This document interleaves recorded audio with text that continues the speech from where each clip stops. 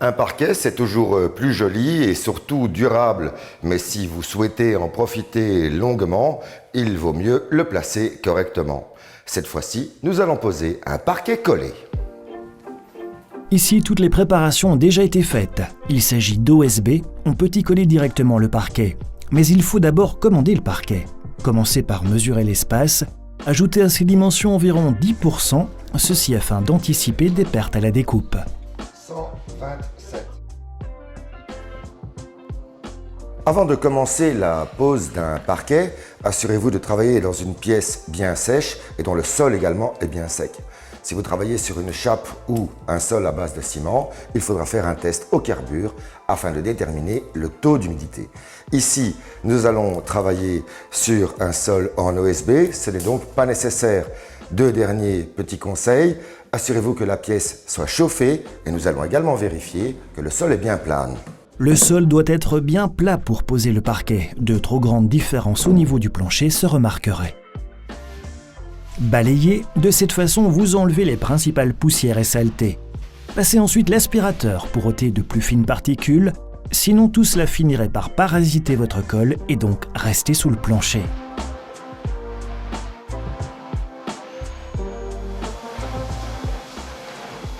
En attendant, apportez les paquets du parquet. Il est important de laisser vos paquets fermés, au moins reposer une semaine dans la pièce où vous allez les installer, afin qu'ils puissent s'acclimatiser à la température et à l'humidité de la pièce.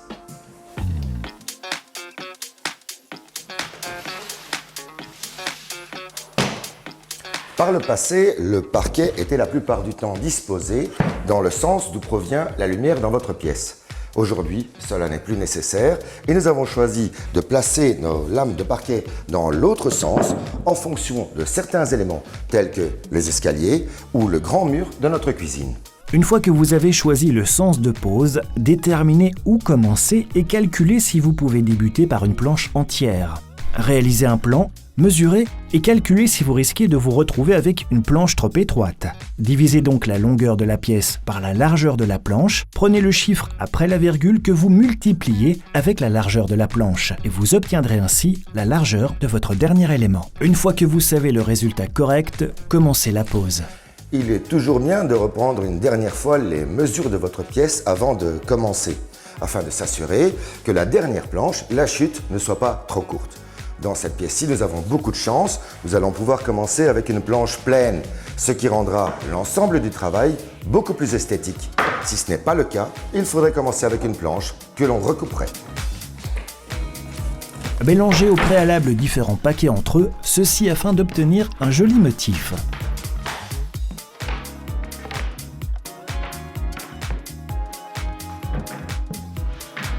Placez déjà 2 rangées, sans colle. Placez des cales d'espacement entre le parquet et le mur. En effet, le parquet ne doit pas être posé contre le mur, c'est que le bois peut se dilater au bout d'un certain temps.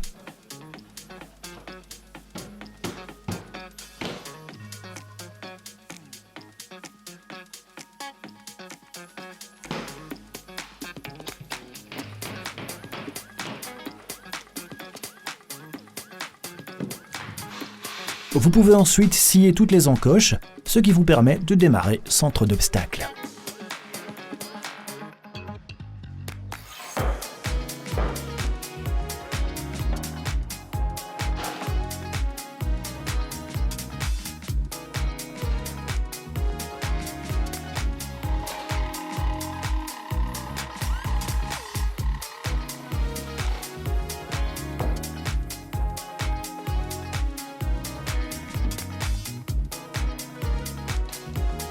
Commencez toujours par 2 rangées en créant une seconde rangée. Vous êtes sûr que la première sera bien droite.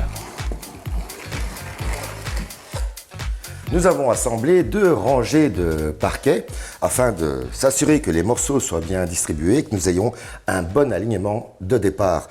Ces 2 rangées ne sont pas encore encollées. Vous avez vu que j'ai tracé un trait de crayon qui va nous servir de point de référence pour savoir jusqu'où je dois appliquer la colle sur le sol en OSB. C'est également un contrôle supplémentaire de l'alignement de nos 2 planches de départ. Reprenez toutes les planches car vous pouvez commencer à coller. Laissez les planches, surtout celles que vous avez faites sur mesure, dans l'ordre. Il sera ainsi plus facile pour vous de les remettre en place. Ensuite, vous pouvez commencer à coller dans la zone choisie. Optez toujours pour de la colle de parquet.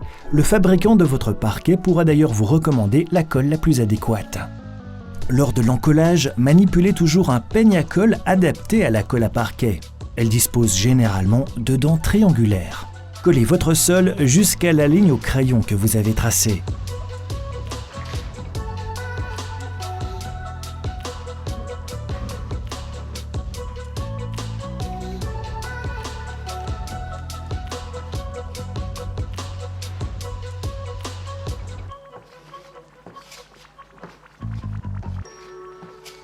Commencez ensuite à poser le parquet. Placez la première rangée dans la colle. Veillez à placer une autre cale entre la fenêtre ou le mur et le parquet. Ce bloc conservera un joint pour l'expansion.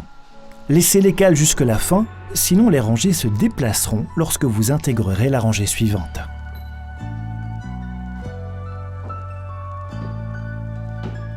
Vous pouvez alors placer la deuxième rangée dans la colle. Frappez les deux rangées ensemble avec un bloc de frappe.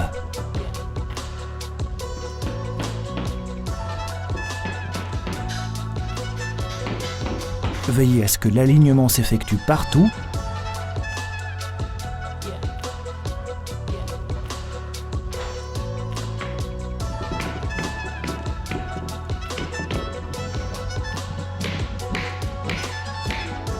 Cette rangée devrait se trouver tout droit le long de votre ligne de crayon. Si c'est le cas, vous pouvez coller la rangée suivante. Vous n'aurez plus besoin de tracer une ligne au crayon. Si vous collez un peu trop loin, ce sera immédiatement adapté pour la rangée suivante. Mais faites attention avec la colle. Si vous en renversez sur le parquet, il est préférable de nettoyer les taches immédiatement. N'attendez pas qu'elles sèchent. Mettez cette rangée en place.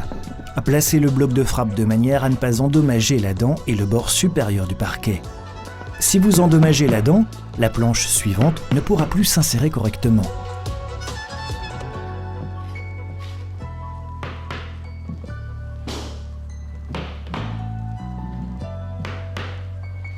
Une fois quelques rangées posées, placez des paquets sur la partie collée. De cette façon, elles seront bien enfoncées dans la colle et le parquet ne bougera plus.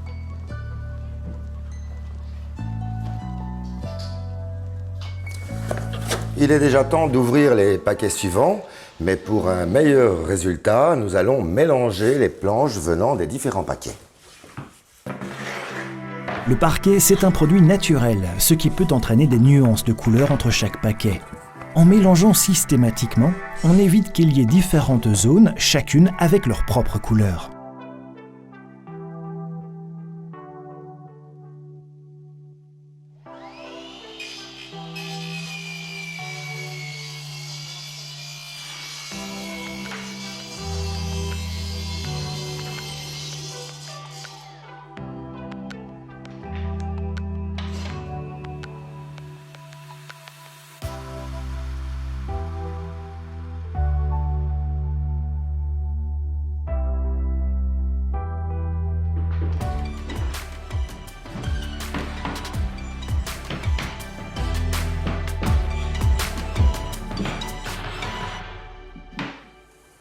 Dans chaque paquet, vous allez également trouver une lame plus courte et une lame moyenne. Celles-ci sont destinées à éviter un effet d'escalier. Vous pouvez également les utiliser pour commencer ou terminer une rangée. Lors de la pose du parquet, il est également préférable de s'asseoir sur le parquet. De cette façon, il se déplace moins quand on martèle. Et continuez également à poser sur les planches des paquets ou un autre poids tout aussi lourd et stable, ceci afin d'offrir plus de force pendant le séchage.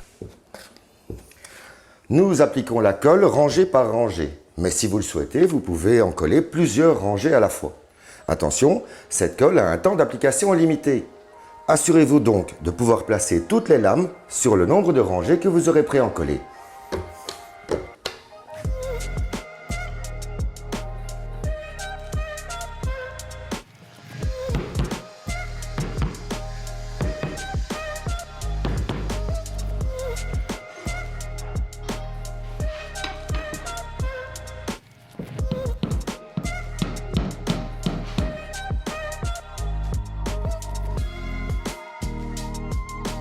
La dernière rangée doit également être coupée en largeur.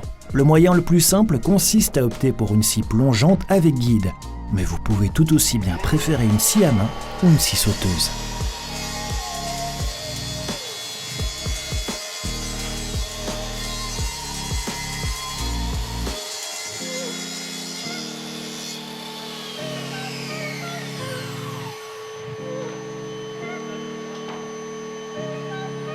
On ne peut intégrer la dernière planche qu'avec un tire-lame. Vous l'insérez avec le côté court derrière la dernière planche.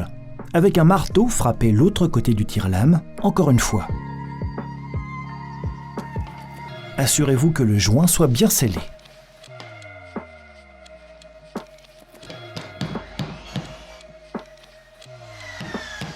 Cette grande surface complètement terminée, entamons les escaliers.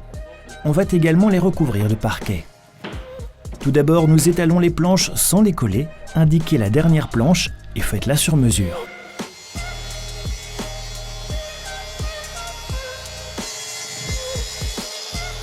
Une fois faite sur mesure, ajustez le profilé de l'escalier. Normalement, cela devrait couvrir le joint et l'extrémité de la planche supérieure. Mettez des blocs de cale supplémentaires entre les planches et le mur afin de conserver un joint de dilatation.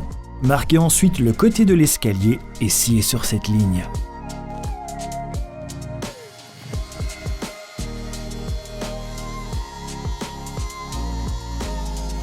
Retirez toutes les planches car vous devez à présent les coller à la surface.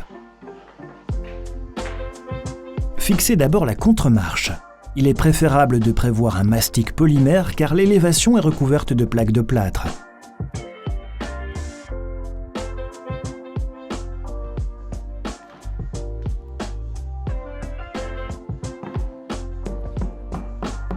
Veillez à ce que ce soit perpendiculaire au sol. Sur l'OSB, vous collez à nouveau avec la colle pour parquet. Comme auparavant, collez à peu près panneau par panneau. Lorsque vous mettez la première planche en place, vous devez la vérifier à nouveau pour voir si elle repose correctement. Elle doit être dans la même rangée que le parquet en dessous et que le côté surélevé. Mesurez cela. Nous avons donc placé quelques cales derrière la planche d'un côté. N'oubliez pas non plus une cale le long du mur.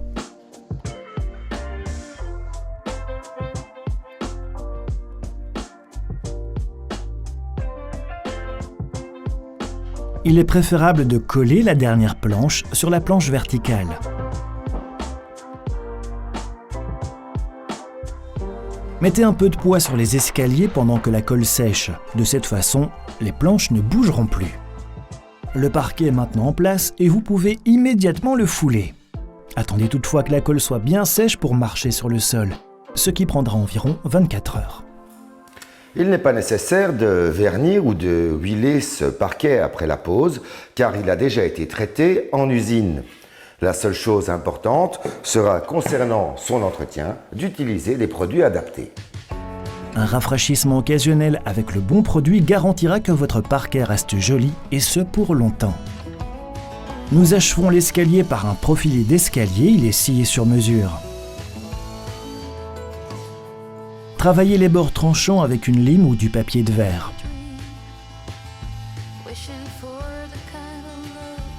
Dans le coin, vous avez scié le profilé en biseau, ce qui sera mieux. Les profilés disposent d'ouvertures pour les visser. Percez à l'avance car vous ne travaillez que sur le bord des planches et vous voulez évidemment éviter de fendre votre nouveau parquet. Vous pouvez ensuite fixer le profilé avec des vis à bois normal. Afin de terminer cette transition entre le sol et le mur, nous installons des plinthes. Ces plinthes couvrent également le joint de dilatation qui a dû être laissé entre le sol et le mur. Ce sont des plinthes droites, vous avez donc scié le coin extérieur en onglet. Il n'est pas nécessaire de découper les coins intérieurs en biseau car là ils finissent par se superposer. Enfin, collez les plinthes au mur, faites-le avec une colle à base de polymère. Elle adhère à la plupart des substrats, surtout sur ce mur peint et puis sur les plinthes en MDF. Et avec le placement des plinthes, la pose de ce nouveau sol est à présent terminée. Le parquet que nous avons posé dans cette pièce lui donne un aspect chaleureux et confortable. Prenez soin de votre parquet, placez des feutres en dessous des pieds des chaises et des meubles. Et bien sûr, si vous avez des chaussures de football, enlevez-les avant de rentrer dans la pièce.